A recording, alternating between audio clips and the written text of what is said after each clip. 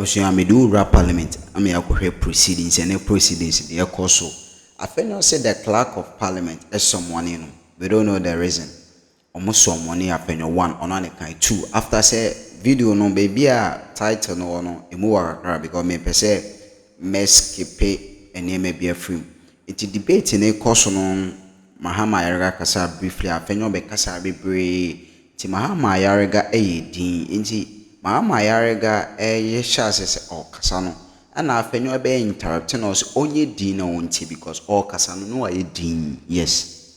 Inti was a catch a speaker was a shati speaker was shati Afenyo Afenyo ankasa. Yes because Abra Afenyo kasa and Afenyo buofu inkuti the reason why because omo intimidate omo with numbers. Yes, omo intimidate omo with numbers na and this is for omo nya 187 dia 183 and that fema intercept or correct no we inkuti proceedings no. Parliament, honestly, I don't know of observers in ECOWAS Parliament. It's not there. We don't have observers in ECOWAS Parliament. And he is here. I've been there for so many years. No delegation comes with an observer.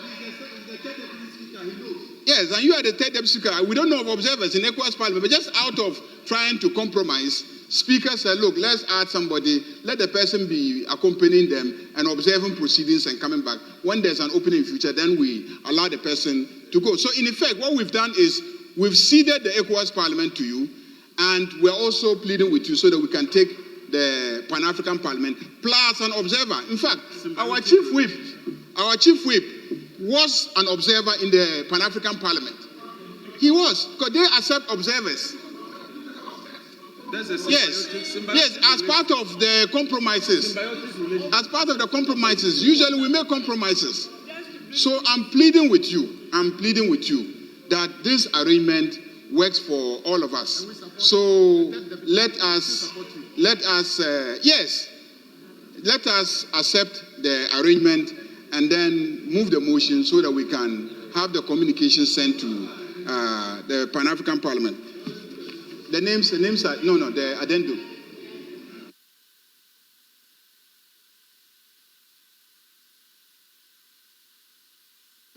Leader, let me, then I'll come to you.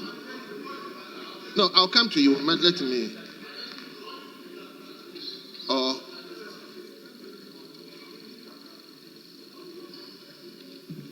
Mr. Speaker, I'm very sad this afternoon. Very sad. Sad in the sense that this side of the house always keeps to a side of the bargain. But when it comes to our colleagues, something different is done. Mr. Speaker, I will take you through the issues step by step. I got into this house in 2013. And I came to meet a protocol, a convention, a practice where the numerical strength of parties are used to determine composition of committees and delegations. This practice continued in the 8th Parliament, and now we are in the 9th Parliament. Mr. Speaker, in the 8th Parliament, ECOWAS, the ratio was applied. And it's always been that when it is the decimal is less than 0.5, you go down, you lose out. If it is more than 0.5, you round it to the next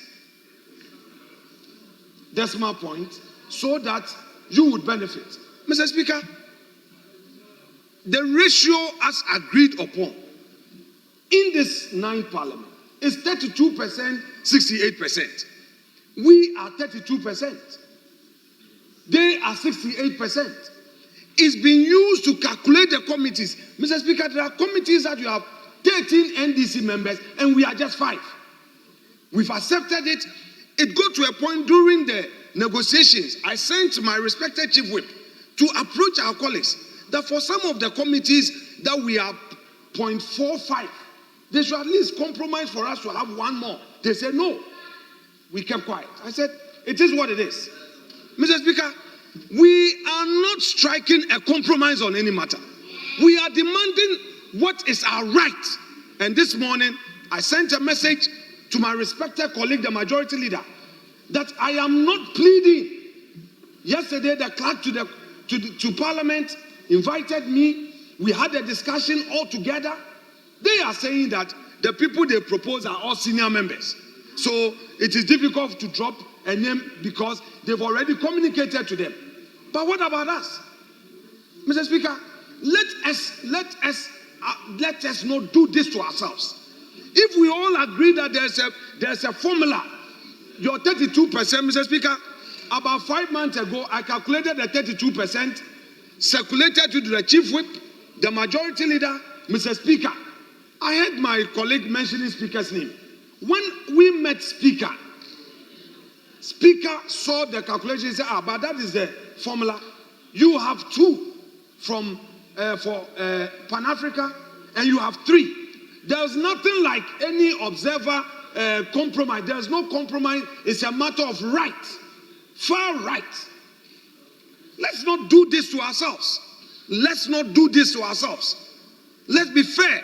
One day, I'm not saying that you are going into opposition, but one day, you don't know.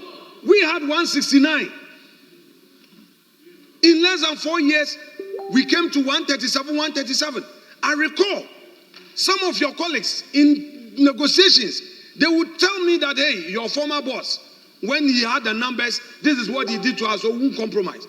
Don't set a precedent that someday you will be in opposition and we'll also start invoking the same thing, and then you come and say, no, let's be fair. Even our standing orders provide for the protection of minority. The standing orders provide for the protection of the minority. Mr. Speaker, we agreed that we're going by the formula. You have your 68%. If you strike the 68%, Mr. Speaker, I would open my phone and share with you the calculation. We did the maths. Mr. Speaker,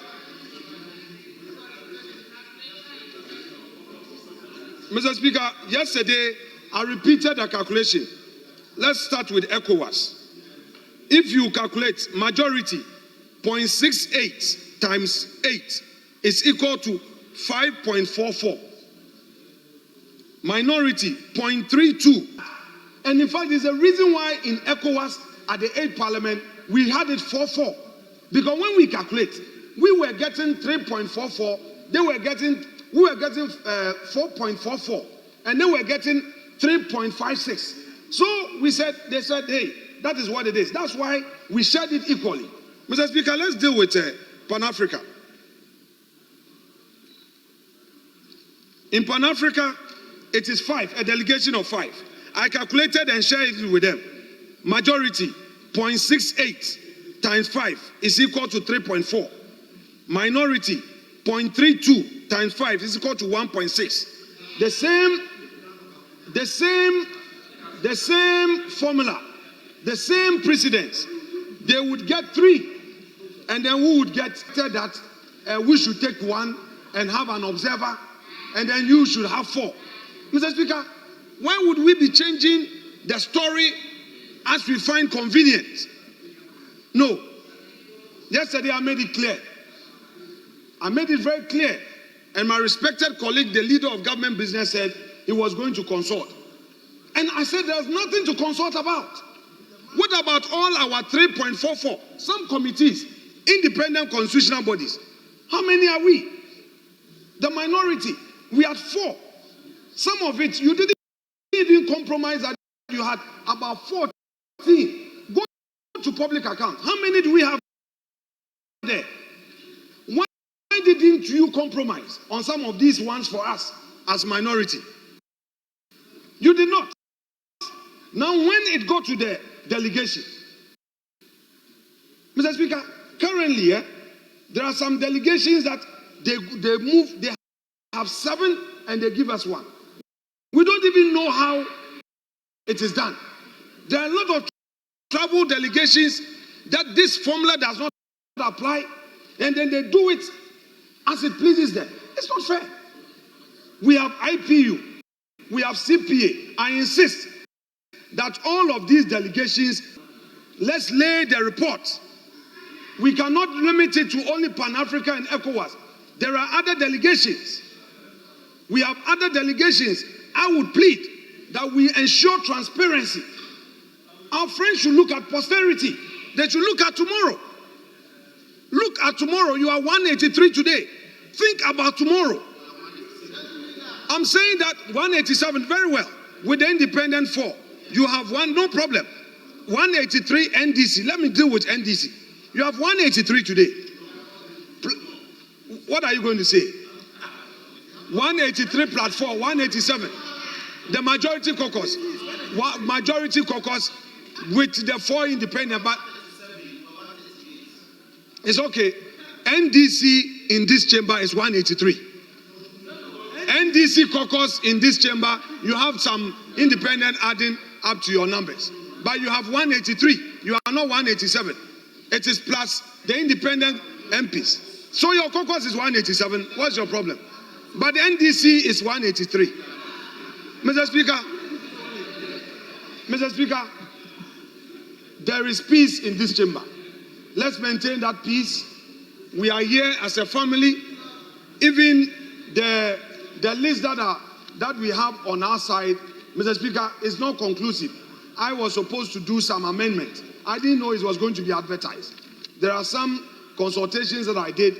We need to do some balances here and there. So even we are not ready, as at this afternoon, we need to do some changes because some members that I consulted, expressed some views. But on Pan-Africa, it can go with Honorable Buama and Honorable Anodompre. ECOWAS, we can stay it and deal with the changes. But Pan-Africa, we have 2.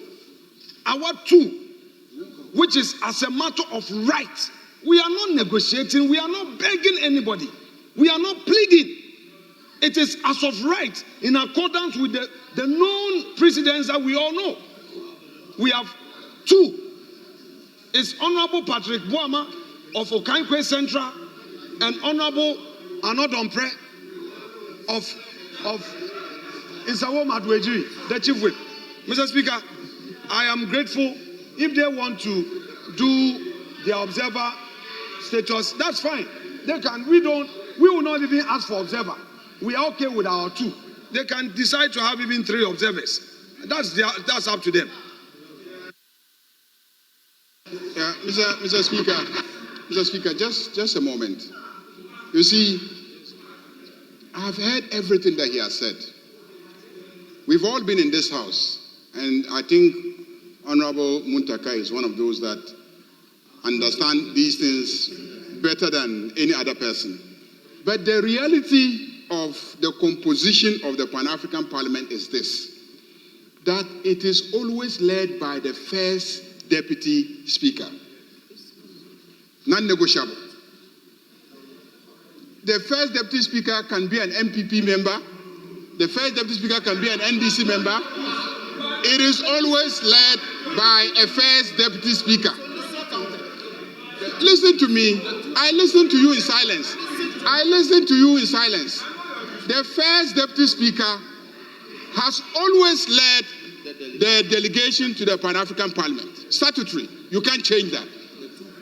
Person can be an MPP, an NDC, an independent member, but he leads or she leads. Then the 2 chief whips, the minority whip and the majority chief whip. The 2 chief whips, they are statutory members of the delegation. Mr. Speaker, when you remove these 3,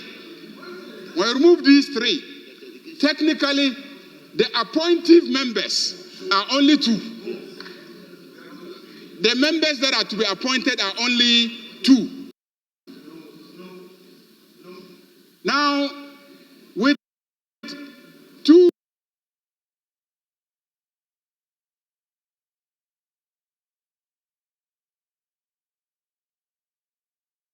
appointed. Let's now apply the percentages and see what you will get and what we will get.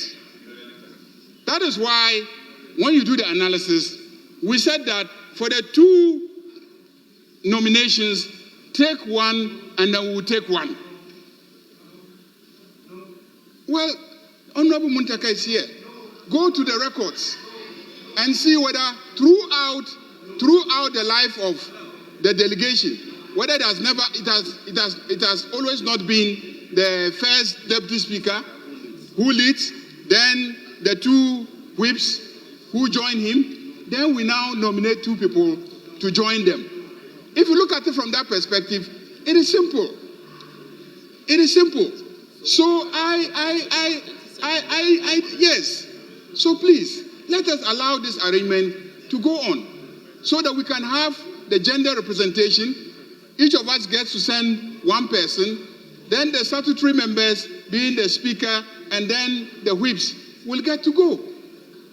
Indeed, it is pursuant to the position that it has to always be the whip, that when we made a transition in the middle of the life of the parliament, we had to compromise and allow him to go as an observer, because the slot was known to be for the whip. That was the position, because it was known that the slot is for the whips. So even though Muntaka had left as a whip and was an ordinary member of the House, we as a House agreed that for a smooth transition, he will go not as a delegation member, but as an observer. And this House adopted it. Mr. Speaker, don't talk as if we want to just use our numbers to oppress you. So I plead with him, let's allow this arrangement. And indeed, it is to reach out that the Speaker accepted the continuation of the observer status, so that we'll have our colleague, Honorable Boama, to be a member of the delegation, but as an observer. So please, I'm pleading with you. Let's allow this to go. Then, subject to you sorting out your issues with your delegation for the ECOWAS Parliament, then we can deal with that one.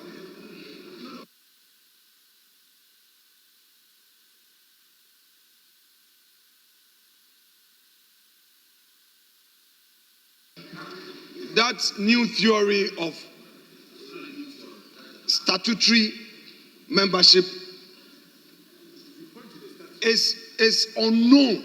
There's submission that the precedence has always been that the 2 chief whips go to Pan-Africa. It's not true. Please, let me take you through the history to Pan-Africa. So don't introduce any concept. In fact, Mr. Speaker, he was convinced by somebody in this chamber. I don't want to mention his name. I don't want to bring him into this debate. There is no statutory provision that first deputy speaker should be the one to lead delegation. No.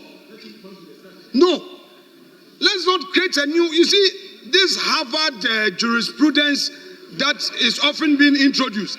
Even when they are in a tight corner, they will down open the standing orders and try a certain interpretation for survival. It won't work this time around, Mr. Majority Leader. Now you are saying, oh, the first deputy can be from any party, so that one is aside. Now there's another statutory, chief whip to chief whip, that is aside. Anytime I get a case, I will bring you as my lawyer, because you know how to fight to the end. But counsel, not on this occasion. Not on this occasion. The delegation is supposed to be 5 for Pan-Africa. And by practice, the ratio in this chamber, we always use the numerical strength. Majority and minority. We've already agreed on the ratio.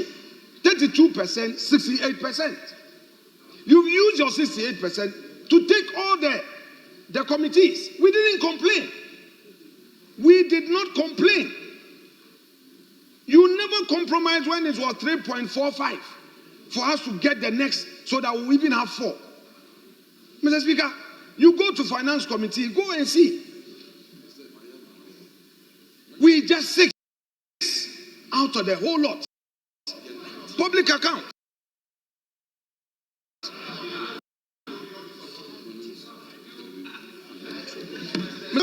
You've not spoken into the mic, but I agree with you. That is the ratio Ghana gave us. I agree. So why are you taking away what Ghana has given us? What you are trying to see, Eche, let's be fair in this game. Don't try it. You see, we are adults. This game, you know you are coming to equity with very dirty, unclean hands. Stop it. You know from your heart. He knows. Let's stop this. Mr. Speaker, don't let us introduce and reinvent any theory to back any argument. They are supposed to be 3, and we are supposed to be 2. Why try to, encourage that code? Mr. Speaker, what is happening is unfair. I would plead with the majority leader that since his own chief whip is saying the 32% is what Ghanaians gave us, he should help us to maintain our 32%. We are not asking for more, irrespective of what you want to do at the Ablekumanov.